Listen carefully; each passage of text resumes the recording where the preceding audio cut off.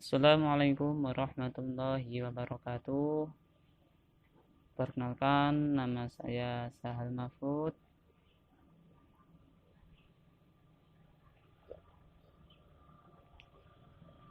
Prodi PPKN semester 4.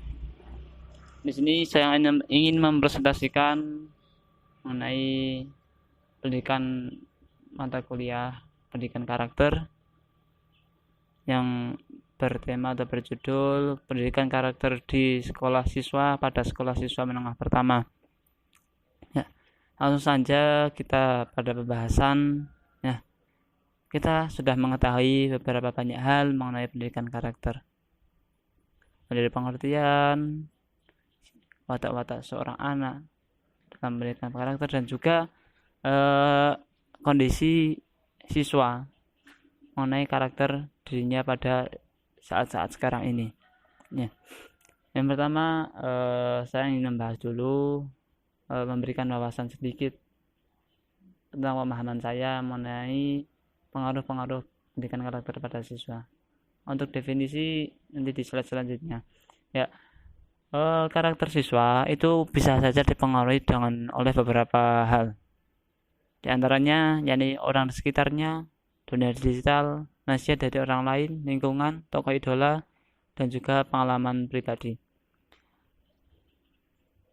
Yang pertama, orang di sekitar itu sangat berpengaruh terhadap bagaimana sih karakteristik siswa, karakteristik yang didapat oleh siswa.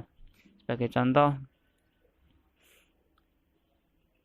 keluarga dan orang-orang di sekitar, baik di lingkungan keluarga, di rumah ataupun di sekolahan, itu sangat mempengaruhi sekali.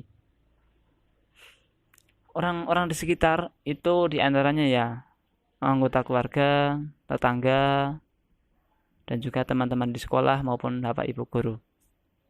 Itu hal-hal yang akan sering dia contoh dan akan sering siswa tersebut dapat dari orang-orang di sekitar.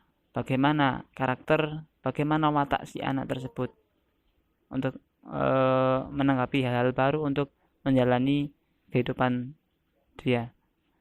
Nah, untuk selanjutnya, pengaruh karakter siswa itu dapat juga dari lingkungan. Hampir sama dengan yang tadi, orang-orang di sekitar. Ini hanya lingkungan. Bagaimana lingkungan dia? Apakah lingkungan dia itu familiar? Apakah lingkungan dia itu lingkungan yang agak keras? Seperti contohnya karena krisis di lingkungan tersebut mengalami krisis ekonomi dan sebagainya. Itu sangat mempengaruhi sekali bagaimana kondisi psikologi dan kondisi emosional si siswa tersebut. Apabila lingkungannya itu lingkungan yang famili atau lingkungan yang bersahabat, damai, nyaman, tentram, tentu anak tersebut itu akan cenderung lebih mudah berpikir, akan cenderung lebih cerdas dan sabar serta telaten dalam segala hal. Dalam menanggapi hal-hal yang baru, misalnya ada permasalahan yang baru pun, apabila lingkungannya itu lingkungan familiar, dia akan lebih santai, akan lebih bisa berpikir panjang. Kebalikannya, apabila dia terdapat dalam lingkungan yang mungkin serba kekurangan atau kondisi perekonomian keluarga yang kurang, atau dalam kelas menengah ke bawah, atau dalam kondisi lingkungan sekitar yang maaf ya, mungkin ya mengalami krisis ekonomi, krisis moral, krisis sosial, dia akan lebih menjadi beringas, dia akan lebih menjadi garang apabila menemui hal-hal yang dirasa baru. Dalam menyikapi suatu permasalahan atau hal yang baru oleh siswa dalam lingkungan yang keras tersebut, dia akan lebih cepat kadar emosionalnya itu tinggi. Nah, selanjutnya, pengaruh pendidikan karakter pada siswa itu bisa saja melalui dunia digital. Kita tahu negara Indonesia itu sedang mengalami bagaimana sih Indonesia itu bisa mengimbangi atau bisa mengikuti revolusi industri 4.0 sekarang ini, agar negara kita tidak tertinggalan jauh ya. Terutama salah satu caranya ya di dunia digital, baik itu Facebook, YouTube, Instagram, Twitter, dan sebagainya. Nah, karakter anak-anak pada masa itu biasanya cenderung lebih condong untuk mengikuti hal-hal yang baru lah. Apalagi sekarang di dunia internet, di dunia maya, terutama di akun-akun media sosial, itu banyak sekali konten positif dan juga tak luput banyak juga konten negatif, baik itu kriminal, baik itu pornografi, baik itu pembunuhan atau tindakan yang sadis. Nah, itu akan mempengaruhi siswa dalam pembentukan karakternya. Selanjutnya dari tokoh idola. Ya, semua orang pasti mengidolakan salah satu orang yang mungkin menjadi moto hidupnya, yang mungkin menjadi penyemangat hidupnya, atau menjadi suri tauladan, menjadi contoh tauladan dalam menyikapi kehidupan sehari-hari ini. Ya, tokoh idola tak luput dari pembentukan karakter seorang anak. Bagaimana tokoh idola tersebut menyikapi hal-hal yang baru, menyikapi suatu persoalan dan permasalahan, itu juga sangat dimungkinkan akan dicontoh oleh siswa, akan dicontoh oleh orang-orang maupun anak-anak yang mengidolakan orang tersebut. Karena apa? Pepatah saya mengatakan tresno jalaran saka kolino, ya. Karena dia sudah biasa melihat bagaimana tokoh idolanya, bagaimana orang-orang yang diidolakan buat. Nah, dia akan mencintai, dia akan menyukai hal-hal tersebut dan akan mencontoh hal yang dilakukannya. Maka dari itu kami mohon mungkin dari orang tua, terutama bapak dan ibu, sebisa mungkin harus menjadi tokoh idola di seorang anak. Nah, selanjutnya dari nasihat orang lain, dari nasihat atau petua. Ini juga mempengaruhi bagaimana kondisi psikologis seorang anak itu tercapai. Seorang anak biasanya apabila diberi nasihat atau diberi perintah, dia akan menurut, dia akan menuruti.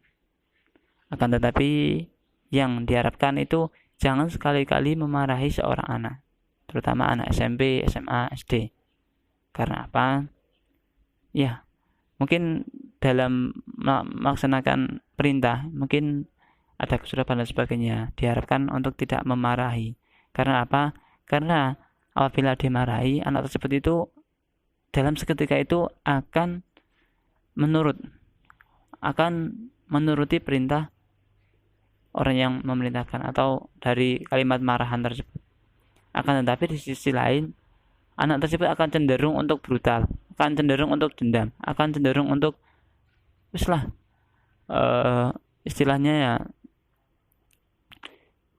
jidor-jidoro dumyangi yo ben. Itu karakter siswa.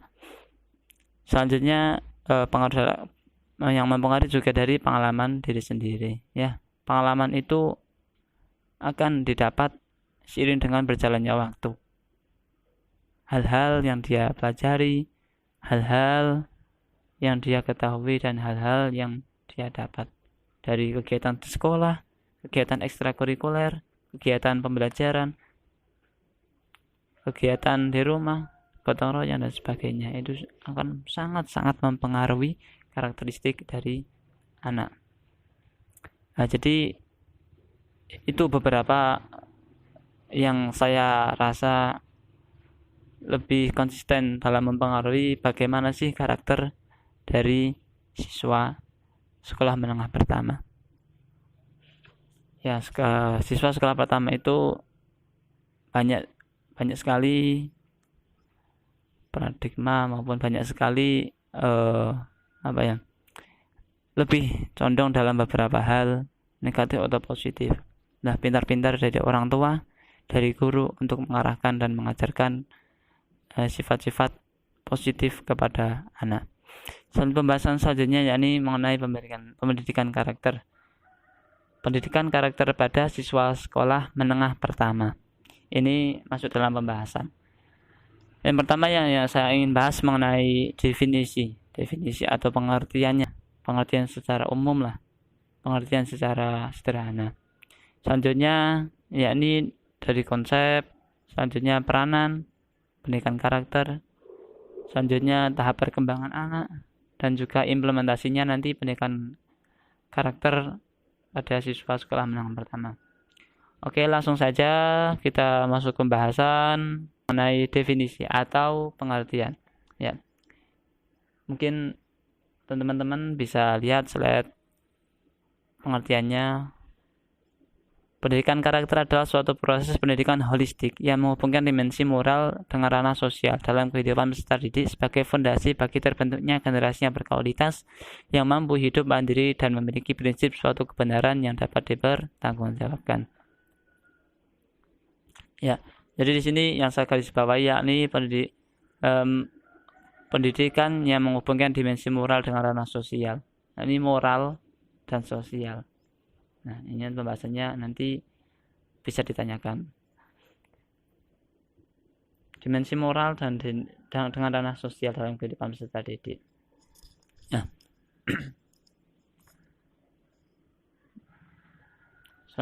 pembahasan selanjutnya yakni mengenai konsep pendidikan karakter. Ya, bisa dilihat slide selanjutnya. Pendidikan karakter itu berbicara pada karakter dasar manusia yang bersumber dari nilai universal dan juga nilai agama yang disebut sebagai The Golden Rule. Tujuan pendidikan karakter itu banyak sekali, entah itu terciptanya seseorang atau manusia yang religius, nasionalis dan sebagainya. Bisa dibaca, bisa ditelaah. Saya hanya menjelaskan sedikit saja mengenai poin-poinnya.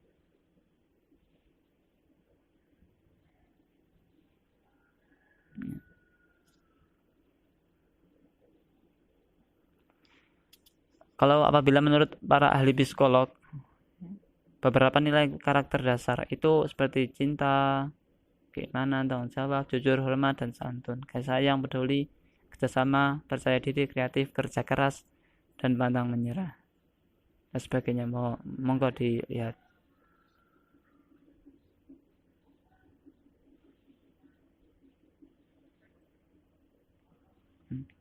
Untuk penyelenggaraan pendidikan karakter di sekolah itu seharusnya itu berbicara pada nilai-nilai karakter di atas, seperti kejujuran dan sebagainya. Yang selanjutnya dikembangkan menjadi nilai-nilai yang lebih banyak atau lebih tinggi, yang bersifat tidak absolut atau bersifat relatif sesuai dengan kebutuhan, kondisi, dan lingkungan sekolah itu. Jadi penerapan siswa SMP itu ya harus disesuaikan dengan kondisi psikisnya. Bagaimana psikis pada anak-anak SMP, dia akan lebih cepat belajar, akan lebih cepat meniru perilaku orang lain, baik itu hal positif maupun negatif. Tapi yang bisa dilihat itu dari hal-hal yang positif, yang negatif itu anak itu lebih suka untuk meniru, entah kenapa. Ya, jadi pendidikan karakter yang di sekolah itu harus menyesuaikan dengan kondisi lingkungan untuk menerapkan karakter-karakter tersebut. Pembahasan selanjutnya yakni peranan pendidikan karakter dalam proses pembelajaran. Ya. Pendidikan karakter berperan dalam membentuk karakter peserta didik, di mana nantinya dengan penanaman peserta didik di mana maka siswa tidak hanya cerdas dalam bidang akademik saja, namun harus memiliki kepribadian dan akhlak yang mulia. Dengan pendidikan karakter yang diajarkan secara terus-menerus akan menjadikan siswa memiliki kecerdasan emosi yang akan menjadi bekal penting peserta didik untuk meraih masa depan yang lebih baik. Ya.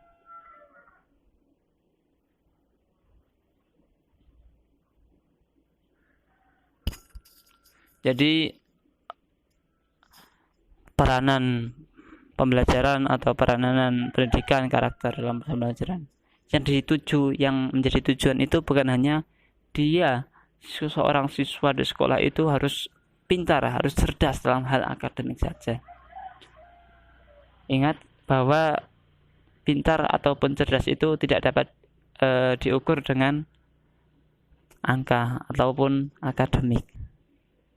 Karena seorang anak belajar itu biasanya cenderung suka yang langsung praktek ataupun yang tidak.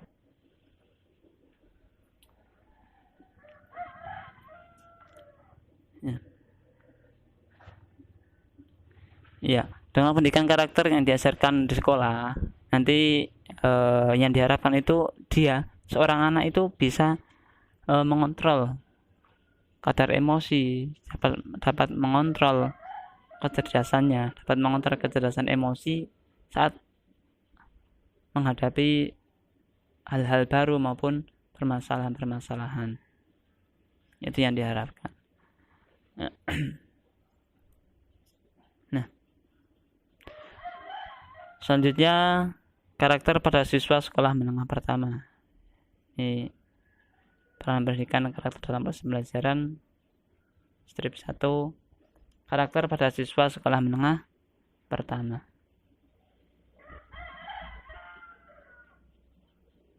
Ya, selama ini pendidikan informal terutama dalam lingkungan keluarga belum memberikan kontribusi berat dalam bentuk pencapaian kompetensi dan pembentukan karakter peserta didik. Karena apa?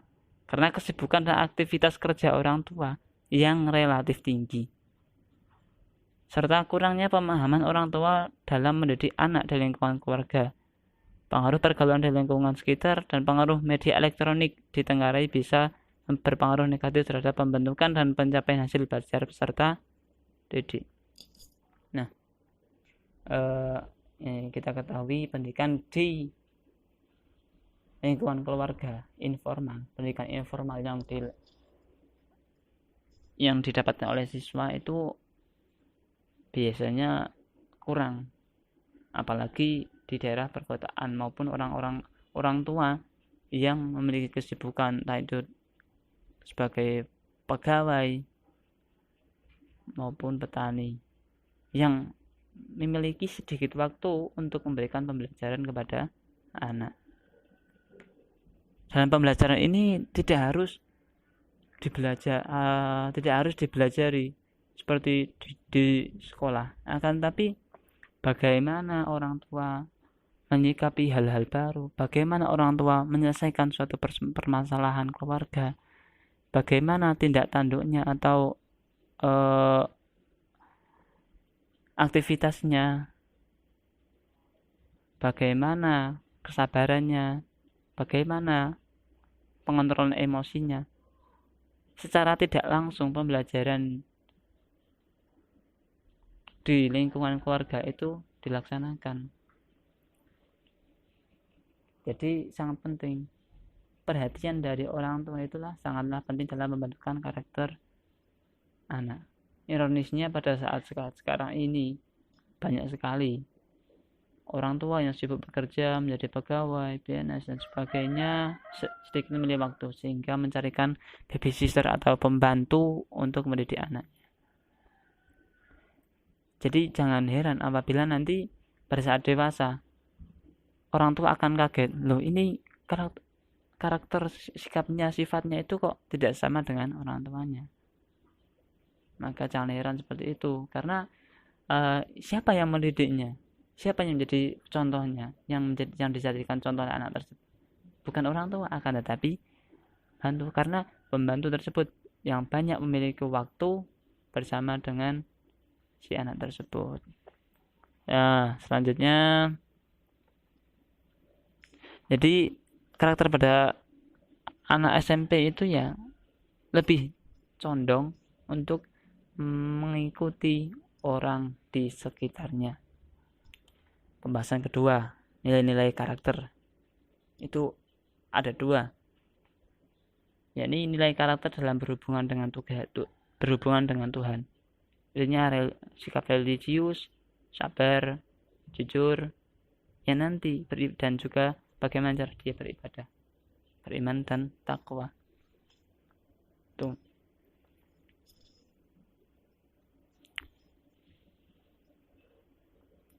Yang kedua, nilai karakter dalam hubungannya dengan diri sendiri. Jadi di atas, mungkin di slide di atas ada, kalau teman-teman jeli silakan untuk membuka lagi ya. Nilai karakter dalam hubungannya dengan diri sendiri itu banyak hal. Di antaranya saya sebutkan sedikit saja, seperti jujur, cerdas, sabar, bertanggung jawab, dapat dipercaya, tegas, dan sebagainya.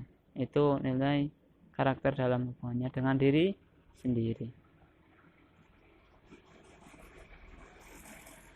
Selanjutnya, prinsip-prinsip pendidikan karakter. Prinsip-prinsip pendidikan karakter. Ya.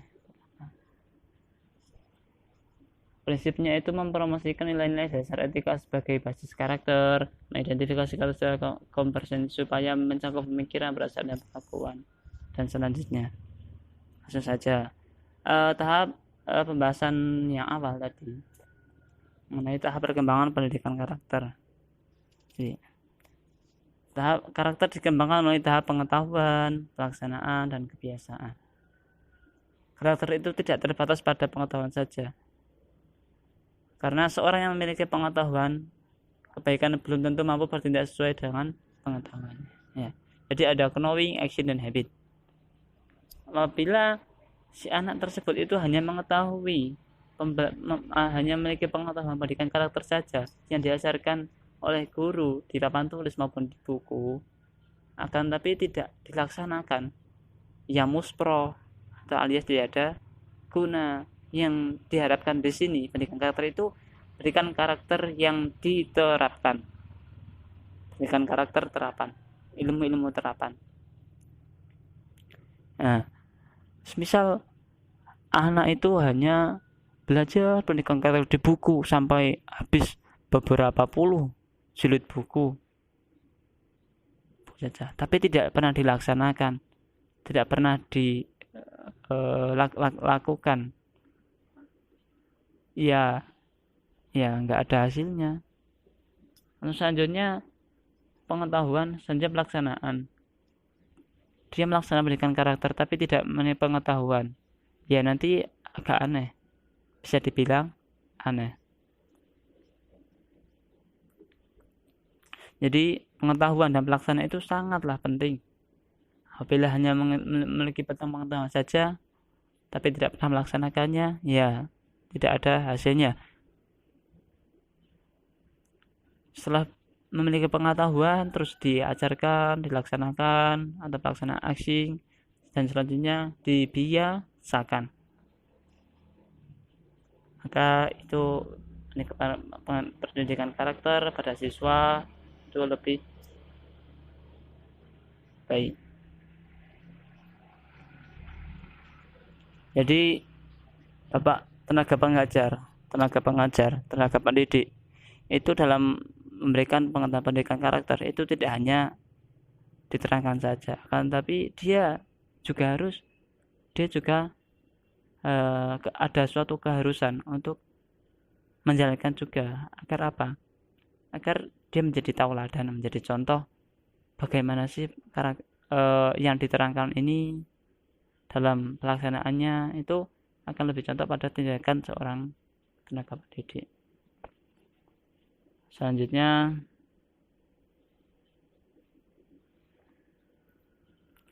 pendidikan karakter melalui pelajaran. Ya, pertanyaan yang mendasar itu ada dua, yakni sejauh mana efektivitas guru dalam melaksanakan pengajaran. dan juga sejauh mana siswa dapat belajar dan menguasai materi pembelajaran seperti yang diharapkan. Nah, keefektifan guru dalam melaksanakan pengajaran itu ya harus dilakukan dengan memberikan pengetahuan dan juga memberikan contoh pelaksanaannya. Kalau bisa dalam memberikan membentuk karakter seorang peserta didik itu ada memberikan pengetahuan suatu keharusan untuk selalu melaksanakannya setiap hari. Nah, edukasi ini banyak sekali dikenal dengan istilah mengenai pembelajaran, antara lain pembelajaran kontekstual, pembelajaran yang berbasis pakem, pembelajaran tuntas, pembelajaran berbasis kompetensi, dan sebagainya. Ini untuk kita semua diharapkan ya menggunakan metode pembelajaran yang telah ada. Karena apa? Sudah diuji keefektifannya dalam pengajaran. Nah, karakteristik pembelajaran profesionalnya antara lain yakni efektif, efisien, aktif, kreatif, inovatif, menyenangkan, dan mencerdaskan.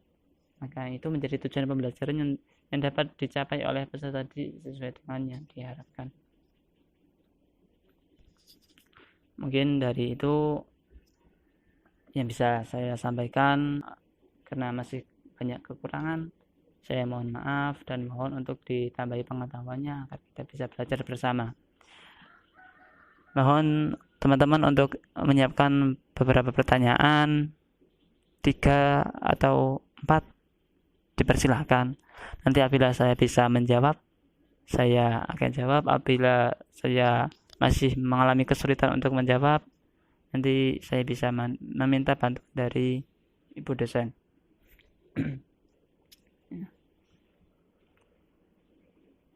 Bertanya itu tidak berbayar, seperti pajak yang saat terkumpul diambil untuk diisi kantong pribadi.